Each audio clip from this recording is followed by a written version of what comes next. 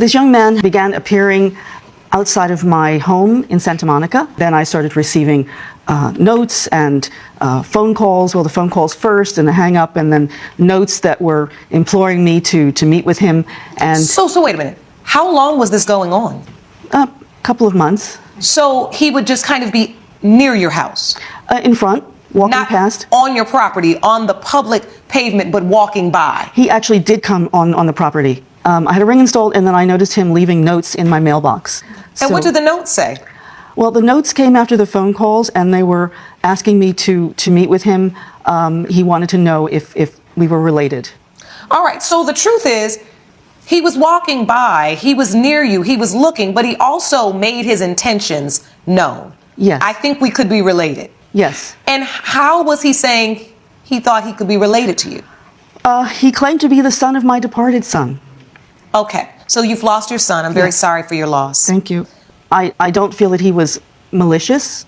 I don't feel that, but I am here for closure, and I think we both need to know the truth. I want to ask you, Mr. Martinez. Ms. Rodriguez said she saw you near her home. What took you so long? Why did it take a few months? Were you trying to look at her to see if you saw any resemblance? What was your plan? Well, how it first started was I started giving her phone calls, and then she expressed how she didn't want to receive my phone calls anymore. But I know in my heart that Michael Henderson is my father, because my mother would always tell me that, oh, this is my father. She was showing me pictures, and I believe that. But then recently she just passed away, and then I just felt kind of lonely. And I looked online for this Michael Henderson, and that's where I learned that he passed away. And his only relative was Miss Rodriguez. And so your mother has passed? Yes. I'm very sorry for your loss as well. And so she left you with a name? Yes, she was showing me pictures of Michael Henderson all the time, and that's who I believe was my father. And she always said, this is your father? Yes. And did she ever say to you why you didn't have a relationship with your father? My father wasn't present even when I was born, because he just like left. I guess she thought he left or something, but apparently he got in the car crash before I was born, and she never got to see him. So to her, it probably like made it look like she just left. He just left. And so, Ms. Rodriguez, did your son pass away in a car accident? He did indeed. He died on the 10 freeway on the off-ramp at Centinela. Yeah, he's gone. He's gone. And so had you ever heard of Mr. Martinez's mother? Did you know your son to have had a relationship with, what was your mother's name? It's Maria. Maria. No, I did not. I knew nothing about it. I did when the car was towed, and I had to retrieve the few things in the car. There were female sunglasses, there were a few ladies' articles, but there was no name. Okay. I know that he was dating someone, but I did not know who, and we're kind of a private family. I respected his privacy, and that was part of the reason why he felt comfortable living with me. He knew that I wasn't going to interfere. So, Mr. Martinez, I see tears in your eyes, and I know you've been through a lot, losing your mother, and then also not knowing who your father is. Can you tell the court what prompted you to try to track down Ms. Rodriguez, and how did you make that connection? Yes, I have a picture that shows what my mom told me was Michael Henderson, and I looked up his information online, and I saw his obituary that he died from a car crash, and his only known relative was Miss Rodriguez. So I was able to like dig into where she lived and her phone number, and I reached out to call, but she kept blocking my number, and that's when I started coming over, leaving those letters.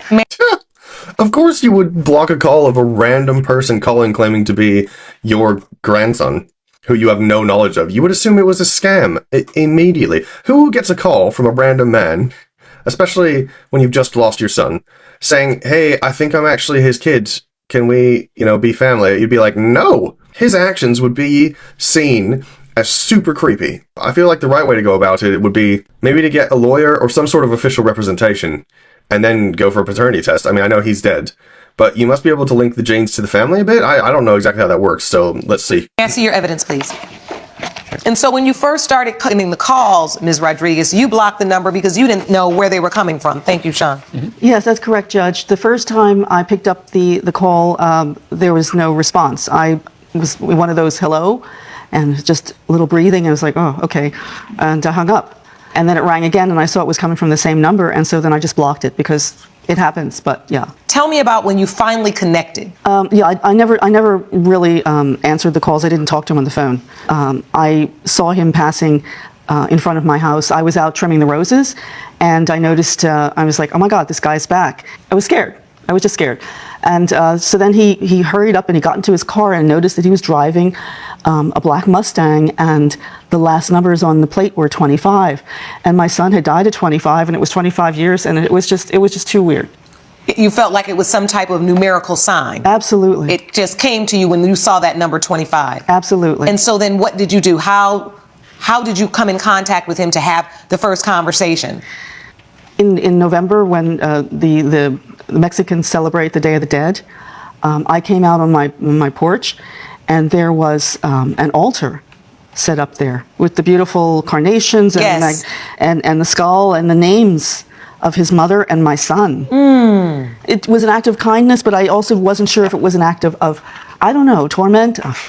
It was extremely emotional for you, I'm sure. Mr. Martinez, did you put that arrangement there? I did do that. It was a tradition me and my mother used to do every year, and this was like the first year she was gone. Was that like an olive branch? Were you trying to say, I don't know if I'm your grandson, I may be? Was it kindness, or was it a way for you to maybe break the ice and get her to talk to you? Yes, it was a kind gesture. Like, I thought she would appreciate it. I didn't think it would make her feel this way. I didn't think I'd end up here. Is this the first time you all have really been in a room together? Or did you ever sit down together? No, we never sat down. We haven't been in a room. I only saw him kind of around the property and pacing back and forth, and I really didn't know. I mean, I had no inkling what his real intentions were. Before bringing this suit, did you ever think, let me sit down and talk to this young man? Why is he leaving flowers at my door? Why is he near me? Why does he think my son is his biological father? My concern was that this was opening a door I wasn't ready to go through, to be honest. I do see something of my son in him, and I don't know if that's delusion or hope or wishfulness, but I just didn't want to go down that road with a stranger. And so your inclination was, I'm going to sue this young man, and I'm going to have him owe me $15,000 because I would rather him pay me for what I believe is the harm he caused me versus actually embrace him and say, if you think my son was your biological father, I'm willing to take a test with you to find out if that's true. I'm truly trying to understand how we got to the suit versus to a solution. I appreciate your perspective. What I was trying to achieve here was, I know that is the most I can sue for. I wanted his attention. I didn't want to be blown off. I wanted him to take this seriously. I wanted him to stop creeping around my house. If he is my grandson, I want a DNA test to prove it. I want this to be clear and concise. I'm thinking about your testimony, and I want you to understand that emotional distress does require some very real, reckless behavior, that he intentionally wanted you to be emotionally distressed, right? It requires an intention. Or there is negligent infliction of emotional distress, which would occur if he owed you a duty of care that he didn't provide to you. What I do see are two people who have a lingering paternity question that they need resolved. I don't personally feel like this lady's being that unreasonable. I would want to get someone serious involved to get the matter resolved. I don't think I would sue the guy, but I would want to go to mediation or something official, because as an older woman, some random muscular dude strutting around in front of my house and leaving me flowers and stuff about my dead son would raise a lot of red flags for me. I'd be like, look, I don't want to get in a room with you because it seems unsafe, to be honest. The way that you've approached this seems very unsafe. My family is not used to just random people claiming paternity stuff. Maybe that's the thing in different cultures or areas of culture, but that's not a thing I would be used to. I think we'll actually get to see a paternity test in a minute here. So let's see. Now, if there's evidence you have not presented, I'm happy to look at it. But your testimony thus far, you have not shown me that you have been in a level of emotional distress that would warrant Mr. Martinez owing you $15,000. I have medical records and bills. I'll look at those, please. Yes.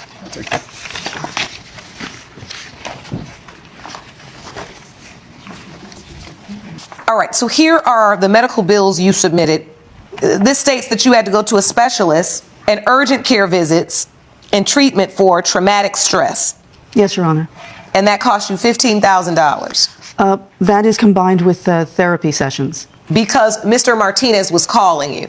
Not only because he was calling me, but because his appearance, those numerous times, was causing me to have heart palpitations. Do you really feel justified suing a young person who's lost his mother for $15,000? It feels a little irrational, and it feels like these treatments, you needed those anyway, because you're dealing with the loss of your son in a tragic way, which you even said, I bought the car that he had the accident in. Yes. I'm saying it to say that's another level of grieving. Yes. And I'm trying to see if maybe you processing those things is clouding your judgment on this, because what if this is your grandson? It's odd to me that your instinct is to sue him for $15,000 instead of want to get the answer. Your Honor, it is my way of getting the answer. By calling him to this court, we're expressing ourselves before justice. And you would rather the paternity testing be handled in a court setting? Correct. Than you and him just do it privately? Yes, exactly. Okay. Well, if that's what you want, that's what you'll get, because you have submitted to DNA testing. And this court does have the answers for you. Mr. Martinez, I will say this to you. You have handled yourself today with the utmost maturity, kindness, respectfulness. You have been a stand-up young man. Thank you, Your Honor. If I have to say anything, just that we're all grieving. My mother passed away recently, and my intention was never to cause any of that. And just because I didn't take the therapy and spend $15,000 doesn't mean I have to pay $15,000 for something that wasn't my fault. Like, we all have to grieve, and I just hope we just get our answers so we can start healing together. Are you ready for the results? Yes. When it comes to DNA testing for David Martinez, the court was able to use labs for Mr. Michael Henderson that were previously obtained. And through the testing, it has been determined by this court, the late Michael Henderson is Mr. Martinez's biological father. Ms. Rodriguez, that is your grandson. How does that feel? Thank you, Your Honor. Thank you. That's all I wanted. Just want to find out the truth. It is truly my honor to do this. Paternity matters. He may not have gotten to know his biological father, but now he has you as the extension of his father, and you can tell him all about his father, and you can have an extension of your son through your son's son. Thank you. Would you like to give your grandson a hug? I think so. I think so Aw. too. It's been far too long.